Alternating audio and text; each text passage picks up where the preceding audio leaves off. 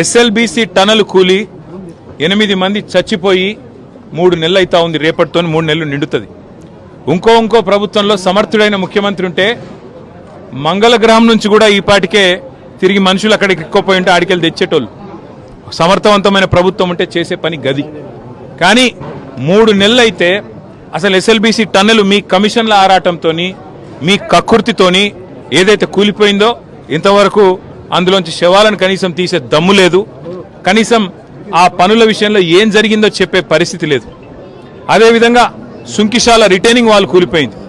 Sunkishala retaining wall కూలిపోతే ఇప్పటి వరకు ఆ సంస్థ మీద కానీ ఆ ఎందుకు కూలిపోయిందన్న దాని మీద కానీ ఎలాంటి ఎంక్వైరీ లేదు, ఎలాంటి కమిషన్ లేదు. ఆ సంస్థ మీద ఎలాంటి చర్య తీసుకున్న పాపాన పోలేదు. వట్టెం పంప్ హౌస్ మునిగింది కాంగ్రెస్ వచ్చిన తర్వాత, ఇంతవరకు దాని మీద చర్యలు లేవు. పెద్దవాగు ప్రాజెక్టు 2 సార్లు కొట్టుకుపోయింది, దాని మీద చర్యలు లేవు.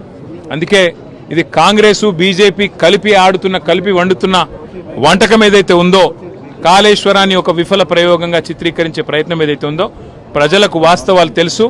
మాకు ఈ దేశంలోని చట్టాల మీద, న్యాయ వ్యవస్థ మీద మాకు సంపూర్ణమైన విశ్వాసం ఉంది.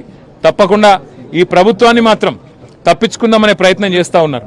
అంటే కమిషన్ల పేరిట, కాలయాపన పేరిట, కమిటీల పేరిట తామిచ్చిన 6 గ్యారంటీలు, 420 హామీలు, వాటిని ప్రజల దృష్టి వాటి నుంచి పక్కకు తీసుకుపోయే ప్రయత్నం ఏదైతే చేస్తున్నారో వదిలిపెట్టే సమస్య లేదు.